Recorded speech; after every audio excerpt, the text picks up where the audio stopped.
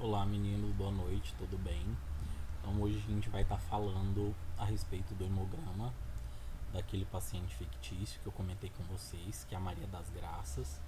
Então Maria das Graças é um paciente do sexo feminino, que já tem uma idade aí da vida adulta, já é mais de idade. E a gente sabe que o hemograma, ele sempre vai ser um exame completo, e o hemograma ele é particionado em três partes: eritograma, leucograma e plaquetograma. Então, só para vocês terem uma ideia, isso seria uma espécie de um laudo hipotético que nós biomédicos, conseguimos emitir. Então, baseado nas informações que eu passei para vocês sobre aqueles laudos, a gente acaba relatando tanto os valores numéricos quanto observações que a gente tem na lâmina, que a gente precisa fazer esse processo de quantificação, processo de interpretação e validação. Quando a gente pensa no hemograma, principalmente na parte onde a gente avalia a série vermelha, a gente precisa entender se esses valores eles estão normais, se eles estão alterados, se eles estão alterados de uma forma maior ou menor.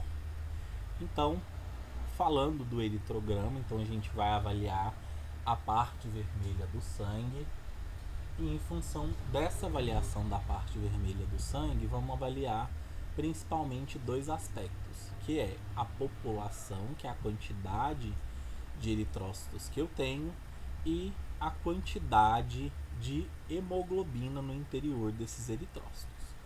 Em função disso, a gente avalia se esse paciente ele tem um hematócrito normal ou não, e se as hemácias desse paciente elas estão em uma condição normal em questão de tamanho e de formato. Então, primeiramente, a gente precisa fazer algumas avaliações, e alguma dessas avaliações a gente começa com a população eritrocitária. Então a gente pode perceber que o eritrócito da paciente Maria das Graças ele está 1,32 milhões. Então a gente já pode perceber que a gente já tem uma população eritrocitária com alterações. Então nesse momento, o que a gente precisa avaliar? A gente precisa avaliar se o nosso paciente ele tem problemas de insuficiência de produção de medula óssea, ou se está tendo um processo de destruição excessiva dessas hemácias. Partindo disso, vendo a questão da nossa população eritrocitária, algo que é muito importante são os teores de hemoglobina dentro dessa população eritrocitária, que no caso aqui a gente tem 5,6 gramas por decilitro. Então a gente já percebe que esse paciente ele tem dificuldades de sintetizar hemoglobina, e ele já tem uma baixa população eritrocitária. Então, temos duas vertentes em função dessa paciente. Qual que seria a primeira vertente? Insuficiência de produção na medula óssea, ou a segunda vertente, que seria a destruição desses eritrócitos de forma demasiada, que pode ser por um processo biológico do próprio paciente, que a gente denomina de anemia hemolítica, ou isso pode estar sendo ocasionado por alguma função de um medicamento em específico. Então, primeiramente, vamos abrir alguns parênteses. Então, devido à baixa população eritrocitária, a gente já percebe que esse paciente ele está com déficit de produção, principalmente dessa população, que são as nossas hemácias. Então vamos pensar de maneira assim geral. Como que eu conciliaria para saber se é uma insuficiência na medula óssea ou se é uma destruição excessiva de população eritrocitária? Quando a gente pensa nos eritrócitos, eles são estimulados a serem produzidos principalmente na glândula suprarrenal, que fica localizada no rim. Então, a partir do momento que eu deixo de ter um hormônio que é a eritropoetina, que vai atenuar, vai explicar para a medula que ela precisa produzir esse tipo de celularidade, o que vai acontecer? A minha medula vai entender que ela não precisa mais produzir. E aí o que pode acontecer com o paciente? Pode acontecer dele ter baixos valores de eritrócitos. Isso seria uma vertente. Qual seria um processo confirmativo de insuficiência de medula óssea? A gente avalia principalmente a função renal, como por exemplo, valores elevados de ureia, valores elevados de creatinina, que vão nos indicar que esse tipo de paciente ele está tendo o quê? Um processo complicado de formação ou de estimulação de formação de eritropoetina para acontecer com que a medula tenha sinalização específica para acontecer essa produção. A outra vertente seria uma destruição excessiva. O que essa destruição excessiva pode estar ocasionando? Ela vai nos dar alguns direcionamentos, como por exemplo, locais aonde acontece a metabolização desses eritrócitos, que é parte deles são selecionados para ser destruídos no baço e os componentes eles são reencaminhados. Então o que a gente precisa ver? Se o fígado ele está sofrendo uma sobrecarga de metabolização dos componentes das hemácias. Então para isso a gente precisa avaliar principalmente enzimas como TGO, TGP e bilirrubina direta e bilirrubina indireta, que a gente avalia para o quê? Avaliar se está tendo essa destruição excessiva. Então são dois pontos completamente diferentes, onde eu posso estar tendo insuficiência de produção ou posso estar tendo destruição total. Outro ponto que a gente precisa perceber que a hemoglobina do paciente ela encontra-se muito baixa. Então, o fato dessa hemoglobina estar baixa com essa população eritrocitária, isso condiz uma condição que a gente denomina de anemia.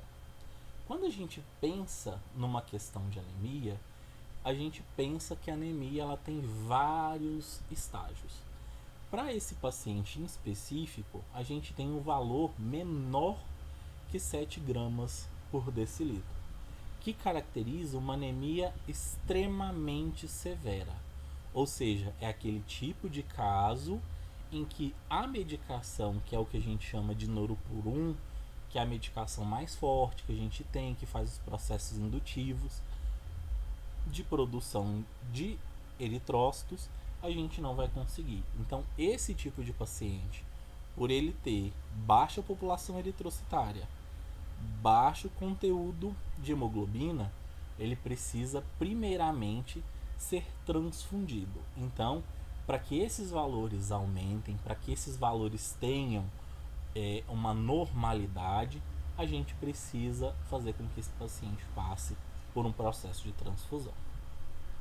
Só que esse processo de transfusão ele vai depender da indicação clínica que o médico solicitar. Então, o que a gente precisa avaliar posteriormente? Se existe algumas outras alterações que a gente possa colocar de formato extremamente importante para que o médico ele tenha capacidade de entender qual é a gravidade do problema desse paciente. Então a gente já percebe que a gente tem um volume de hematócrito muito baixo, então a gente já sabe que diminuição da massa da população de eritrócitos afeta intrinsecamente a avaliação do hematócrito, ou seja, é a quantidade de eritrócitos que eu tenho por volume no sangue. Então o paciente tem 17% de massa celular. Então isso é o que? Algo muito ruim. Então ele está com sangue muito ralo.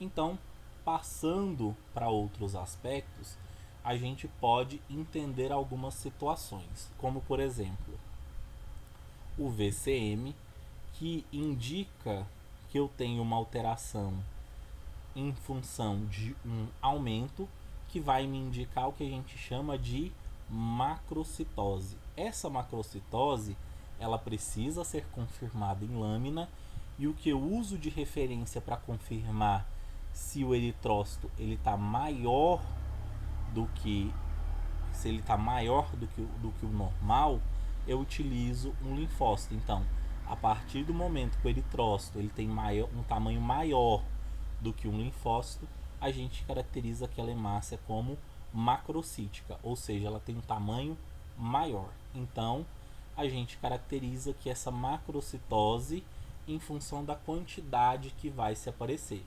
Então, visualizando na lâmina, é possível que a gente encontre o que? Uma forma aumentada dessa quantidade de pouquíssimos eritrócitos que eu tenho. Então, todos eles estão o que? Macrocíticos. E outro processo que a gente também percebe, principalmente quando há uma baixa condição da hemoglobina, que as hemácias elas vão ficar o que? Hipocrômicas, elas vão aumentar o halo central, ou seja, ele vai ficar mais esbranquiçado. Então é uma informação que o médico precisa para que ele entenda que o paciente ele está o quê? Num processo anêmico forte. Então, hemácias hipocrômicas está relacionado que eu tenho baixa quantidade de hemoglobina. Então ele vai conseguir, em função do valor de hemoglobina com esse sinal de hemácias hipocrômicas, entender que o paciente ele está passando por um processo anêmico extremamente forte. Além disso, algo que eu preciso me preocupar é com a amplitude da variação dos tamanhos, que a gente olha através do RDW. O RDW ele serve para avaliar se a gente tem uma população homogênea ou se a gente tem uma alteração heterogênea. No caso, valores altos de RDW indicam o que a gente chama de anisiocitose. O que é isso? Indica que o paciente ele tem uma leve disfunção entre o tamanho das hemácias, ou seja, elas são de tamanhos variados. E aí eu preciso confirmar novamente essa observação em lâmina. Então, em função do valor de RDW que eu tenho aqui, eu tenho um aumento nessa proporcionalidade. Então, está tendo uma população eritrocitária que ainda resta com tamanhos e uma amplitude completamente diferente. Outra coisa que a gente aprende a olhar na lâmina são as variações nos formatos, que a gente determina como poiquilocitose. A poiquilocitose ela vai estar relacionada à alteração nos formatos. Tem como eu avaliar ela aqui pelas informações que o hemograma me dá? Não, infelizmente não. Ela é uma observação que eu só vejo avaliando primordialmente na análise microscópica. Então, por que eu coloquei aqui no laudo que a paciente tinha poiquilocitose? Vocês lembram que quando eu comentei sobre esse caso clínico, ela é uma paciente de anemia megaloblástica, então ela não é um paciente que tem destruição excessiva de eritrócitos, mas ela tem insuficiência de produção de medula óssea. Então a medula óssea dela não produz mais celularidade. Então o que acontece? Acontece que, em função das diversas transfusões de sangue que essa paciente recebe, ela vai ter também alterações em diversos formatos das suas hemácias. E isso vai configurar o que a gente chama de poiquilocitose. Então, olha aqui observações que são extremamente importantes para o médico. Que o paciente ele tem poiquilocitose, então ele tem alteração nos formatos, significa que está aumentado. Ele tem anisocitose, que significa também que é alteração nos formatos, que a gente avalia em função do RDW. Isso vai acontecer com uma caracterização da análise microscópica. Eu preciso avaliar se o tamanho da hemácia está diferente em relação a aumentado em função de um linfócito ou se ele está diminuído em função ao linfócito. E aí a gente vai saber se esse paciente ele tem esse processo de variação na população eritrocitária. Outro ponto que a gente avalia também é a macrocitose. A macrocitose ela vai ser o indicativo de avaliar em função do VCM, mas é uma informação que também precisa ser confirmada em lâmina. Então, o paciente ele tem poiquilocitose, anisocitose, macrocitose, todas o que? Aumentadas. Quanto maior a quantidade de cruzes, mais severo é o problema do paciente. E a hemoglobina, a gente vai determinar o que? O halo de esbranquiçamento dessa hemácia. Então acaba que eu tenho o que? Uma hemácia hipocrômica. Então quanto menor o valor de hemoglobina, mais hipocrômica é a hemácia, mais claro vai estar o halo e maior ele vai estar, que é aquele halo central que a hemoglobina tem. Beleza? Passando agora, podemos falar a respeito da série branca. Então, a série branca, a gente não tem nenhuma alteração significativa, a não ser uma redução no valor absoluto dos linfócitos, que eu tenho aí uma redução no valor basal. Então, tem 711 células por milímetro cúbico, então eu tenho uma redução bem significativa.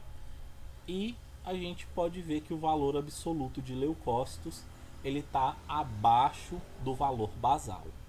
Que acontece quando eu tenho diminuição de eritrócitos, diminuição de leucócitos e problemas, que é a diminuição de plaquetas, eu acabo dizendo que o paciente ele está passando por algo que eu chamo de pancitopenia.